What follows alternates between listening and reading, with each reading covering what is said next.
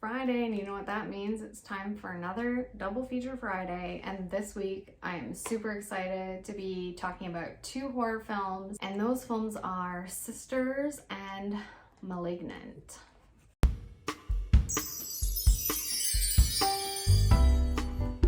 It might seem like these films are unrelated, but they actually are both kind of similar in that they're both dealing with duality and shadow selves through the sort of storytelling device of conjoined twins.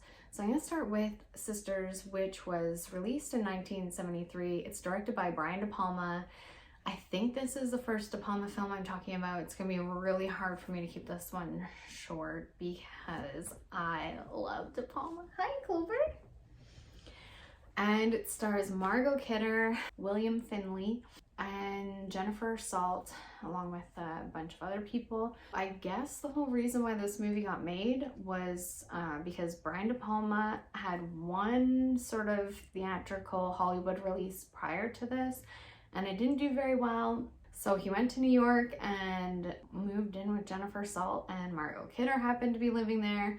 And he started dating Margot Kidder and wrote this movie for these two women to star in. Sisters, it starts off with a blind woman in a men's change room, and a man is there as well, sort of an uncomfortable situation where he decides not to watch her get undressed, nor tell her she's in the wrong place, but just turn and walk away. And it feels like a really weird start to a film, and then ta-da, it's revealed that you're actually watching a game show. Super weird game show premise, but also feels totally in line with game shows of the late 60s, early 70s. Danielle sort of charms her way into a date with Philip after the show. She meets him outside on the street. She says, "Why don't you take me for dinner?" And he's agreeable. While they're at dinner or drinks, a man approaches them saying that he is Danielle's husband and she shouldn't be out on a date, and he's quite confrontational. Her husband, who's played by Bill Finley, he's a great actor. I think he is one of the creepiest looking people in a good way. He makes interesting choices. So he gets kicked out of the restaurant, and they go on with their little date, and Philip brings Danielle home and goes upstairs with her. But he looks out the window and sees, oh hey, your ex-husband is standing outside watching us. Now, I don't know what this guy's deal is. Philip, not the husband, the ex-husband, but he jumps through a lot of hoops to sleep with Danielle. He says, well, you know what, I'm gonna get rid of your husband, I'll go downstairs, I'll drive away, but I'll circle back around and then sneak in through the back entrance so we can still have the rest of our date. So he does that. It does throw Emil off the scent, and he leaves, and this guy comes back and they sleep together. And then the next morning they wake up and Danielle goes to the bathroom, and then she's off talking to someone, arguing with them. This guy starts getting dressed. He's like, okay, I'm out of here. She comes out and she says, no, you can't leave, I was just talking to my sister. She's here because it's our birthday today and we're twins, and I wanted to see my sister. Oh, and by the way, I'm out of my medication. Do you mind going around the corner to the pharmacy and picking up more for me? This guy's totally agreeable to do that, run that errand for her, which is super nice. I feel like if it were me, I'd be like, no. He goes to the pharmacy, he gets her drugs, he gets a couple other things, I don't know, maybe for himself, and then he walks by a bakery and thinks, oh, okay, it's her birthday, why don't I get a birthday cake for her and her sister? He buys this cake, he has the employee at the bakery write happy birthday Danielle and Dominique, and he goes back to her place with the cake and decides to surprise her because she's sleeping on the sofa bed. I guess he thought it would be a good idea to bring the cake, candles lit, and a huge butcher knife over to the bed, but no plates or anything, any way to serve or eat the cake. And that's when she wakes up.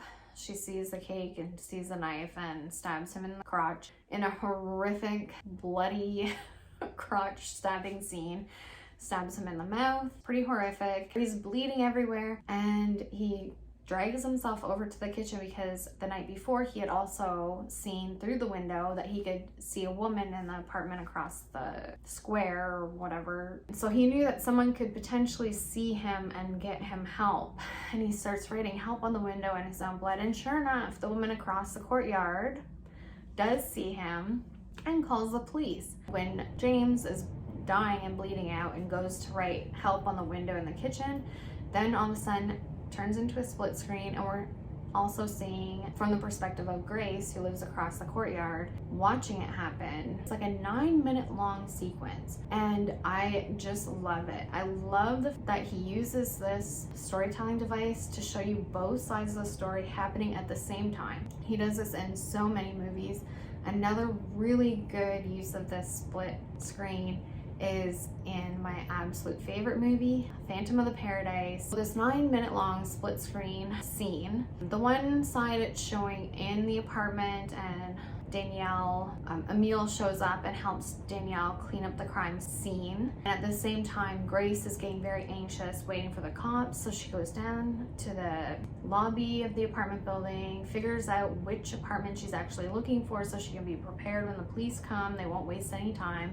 The police show up, they go up in the elevator. At the same time, Emile is trying to bring all the evidence out, and then it converges once the police get to the apartment door and Margot Kidder opens it, and then we're back together. So then the movie goes on, and a lot of it is Grace trying to get to the bottom of this, and she knows she saw a dead man, but when they show up to the apartment, there's no crime scene. So she hires a private investigator to help her figure out what's going on, because the police don't want to take it too seriously. And then it goes into this whole other story of how Danielle is dealing with the trauma of everything that happened to her leading up to this point. I don't really want to spoil this movie. The kill isn't really a spoil. It happens in the first, I don't know, 15 minutes of the film. It's totally worth watching. The themes are so good. It's scored by the same guy who scored Hitchcock films, so there's a lot of tension in the score. The aesthetic of this movie is just so beautiful. It's great. It's so good. The ending is dreamlike and terrifying.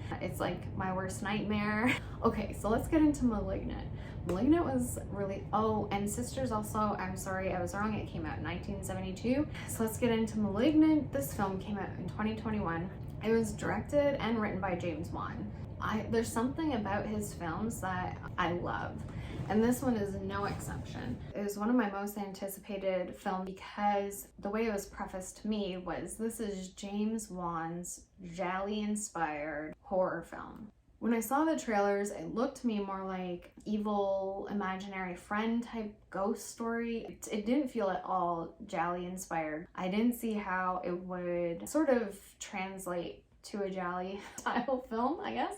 But here's the thing. This is really a Jali inspired film. The acting, I think, is part of it. I find with Italian horror films, the characters can sometimes be melodramatic or doesn't really make sense. I think the point is to be entertained. It is not to have a plot that is easy to follow or that makes any sense whatsoever. You're almost always dealing in dream logic. You are not dealing with real world logic, and I think this movie does play into that. Obviously, some of the stuff that happens in this film, some of the kills are so gory. So if you're looking for a gory, fun film, this movie to me is like entertainment with a capital E. I loved it.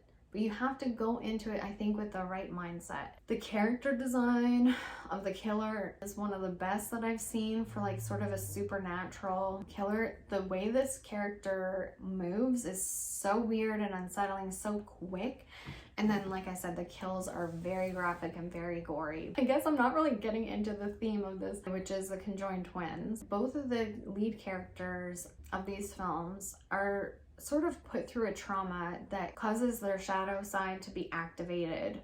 In both films, the conjoined twin aspect is used as the shadow side. So I don't think that you have to take it as they literally have a conjoined twin. I think you can take it as both of these characters have been through some trauma, and because of that, they can reach down to like such a dark place, and maybe not even knowingly they're committing these sort of violent acts because of this unresolved trauma. is so interesting to think about. And I mean, for me, it kind of does the same thing as an exploitation film does, like a revenge film, in that, especially with Malignant, because the character is almost reaching like supernatural level of ability, but it shows her that she has the strength within her to sort of overcome some of these things that she's going through. Both these films are great. I think it's fun to explore themes like this through horror because you can sort of take it to the next level, and especially both of these horror films are a little bit dreamlike or supernatural elements to them, which makes it even better. I would say check both these films out. If you heard bad things about Malignant, maybe don't listen to those bad things because you might actually really like it. That's it for me for this week. Bye for now. Oh, I forgot to mention, I got my shirt. Oh, let me stand up. So, I ordered this for my Valentine's Day video, which I did last week, the Killer Couples. It didn't come in time, but it, you know, it's here now, so I've been wearing it a lot. I love it. This one is from Creeporama, and I think they still had some left, actually. So it might be worth checking them out.